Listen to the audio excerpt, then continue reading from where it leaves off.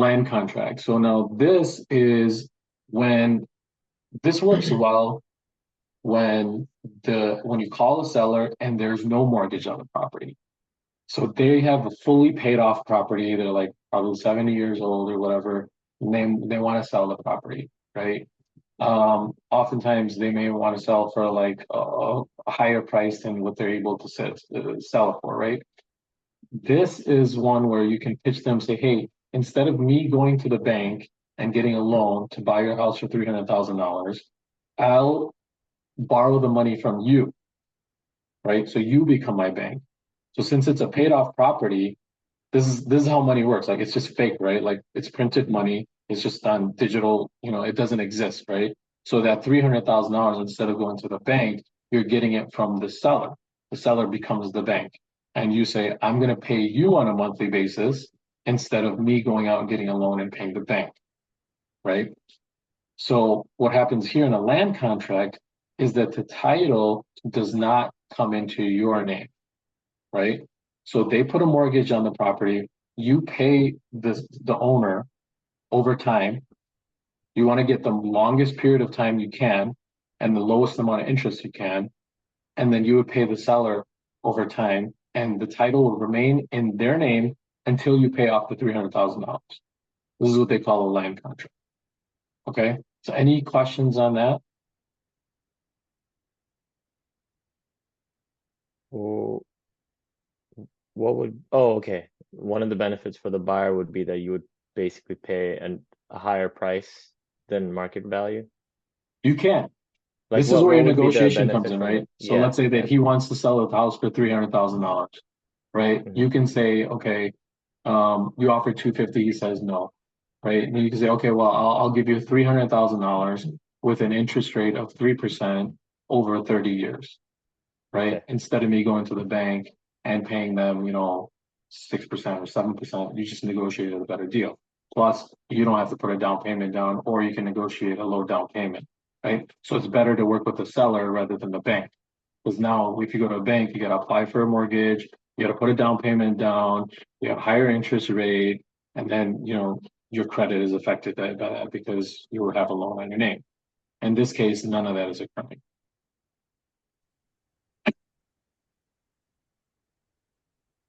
Can I ask I a mean, question? yeah. Can you rent out these properties? Yeah. So the idea is that once you buy this property, whether it's a subject to, whether it's a land contract, your goal is to keep that property, right? This is not a flip, right? You're doing these owner financing techniques because your intention is to keep that property. You're going to get that property in your name either using a land contract or subject to, or just conventional owner financing, which we'll talk on the next slide. And once you get that property, then you're going to go and find a renter. You're going to place a renter in there. And then you're going to pay the seller, or you're going to pay the seller's mortgage company the amount that they're due. And then whatever's left over is your cash flow, right? So you're basically buying a property with no money down. You have a rental. You most likely you're not going to have a lot of equity in the property, which is okay as long as you're cash flowing, right? As long as you're cash flowing, nobody cares. Right. Cool. Thank you. I had one question. Does this only work when like the owner of that property, like their house is completely paid off? The land contract. The land contract will only work if it's paid off. Now, what you could do, let's say that they do have a mortgage. So let's say they have a $50,000 mortgage, right? You could put another lien on the property for, let's say, $250,000, right?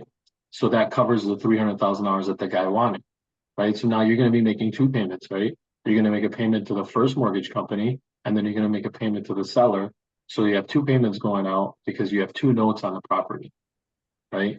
And these are very like these are these are things that you really have to sit down and explain to people, right? Like they're not going to understand this, and the first thing they're going to say is if you don't present it well, they're going to be like, I don't understand it, I don't want to do it, right? You have to provide, what's the value for them? Like if they weren't if they weren't going to do this, what's going to happen? So let's say for the land contract, the guy wants to sell the property for $300,000. Let's say he lists it with an agent. He's going to list it with an agent, pay closing costs, pay commissions, pay all this stuff. So for the $300,000 that he's selling it for, he's gonna get 270, let's say, right? Now you're positioning it like this: let me buy it on a land contract, and I'm gonna buy it for $300,000 and pay you 3% interest for the next 30 years, right? So now instead of him selling that house for $270,000, yeah, he's not selling it immediately, but he's getting monthly income, and over time, he's making what, like $600,000 over the 30 years. Does that make sense? So you present it like that, and if they have nothing to do with the cash, they're going to be like, okay, this is like an investment to me. I'm getting a return on my investment, and it's costing me nothing. I'm getting monthly income, and over time, I'm selling this house for $600,000 as opposed to $270,000. Does that make sense?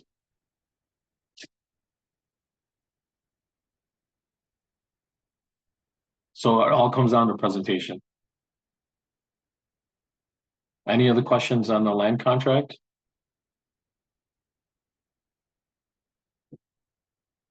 Okay, what are we doing on time? One last thing, Jeff, sorry, on this one. Once we do like a land contract, we're pretty much responsible for 100% of the maintenance now, pretty much, right? It's not like, hey, the roof is done now, you gotta. No, so you're the owner. You're the owner. You own the okay. property, right? The only thing on this one is like the title's not in your name. So it puts Right. you in a lesser position, but it may make the seller feel more comfortable, right? Which is fine. Cool. Who cares, right? You own the property at the end of the day. As long as you make your payments, you own the property. And when you Okay. make that final payment, that title will transfer over, right? Gotcha.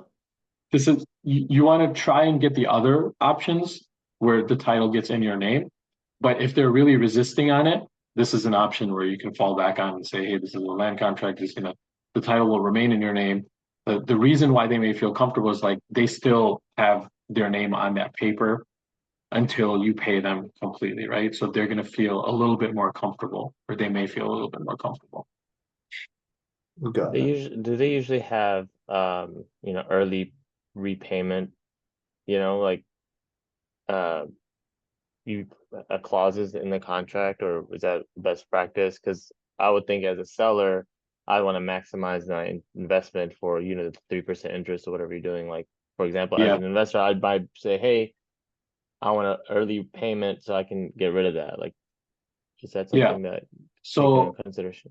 the luxury here is this is your expertise. You are the seller now. You're selling them what you propose, right? So they're going to come back and they're going to be like, I want this, this, and this. You have the option to negotiate, right? So everything's on the table. Like everything's on the table. What makes you happy and what makes you work is going to be what you present, what makes them happy. And now you got to figure out something that's in between where it's going to make both of you guys happy, right? Otherwise, he's not going to work with you and you're not going to be able to make money, Sure. right? So you go in there and you say, like, this is what I propose. And earlier on, when we showed you our website the other day, I want you guys to focus on like, don't try to just like maximize on your money. Like, look at the scenario, genuinely try to help out the seller. Because if you genuinely try to help them out, they'll work with you, right? Mm. At the end of the day, like they're trying to sell for some reason, and you have to figure out what that reason is, and you have to solve that problem. If you solve that problem, they're more likely to work with you, right? So if it means you have to give up a little bit of profit to make them more comfortable or get or solve their problem, and you should consider that because at the end of the day, you got a deal, right? Right. Remember the scenario that we talked about earlier is like we were talking to the lady in Bridgeview. She had 3 offers on the table. Mine was one of them, right? Mine was the lowest offer, but she decided to work with me. Well, what did I do? I found out what's the reason why she's selling it. The reason why she's selling is her dad got sick. He had a stroke. She lives in Florida. She wants to take her dad down to Florida.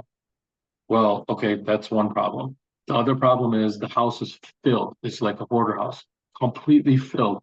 She lives in Florida. There's no way she can clear out the house, right? Mm. So I said, we'll offer your dad a first class ticket to Florida because he's sick. We'll put him on a first class ticket to go out there.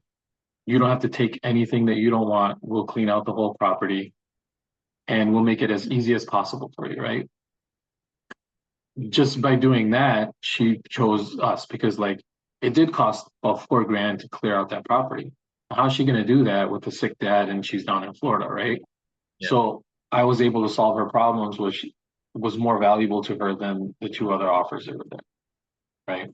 So this is something that you really got to work on and how to talk to different sellers.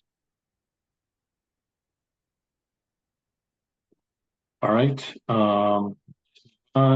So wholesaling is something, well, before we get to wholesaling, there's a land contract, and there's a straight up like owner finance, right? So we're talking about the transfer of title here.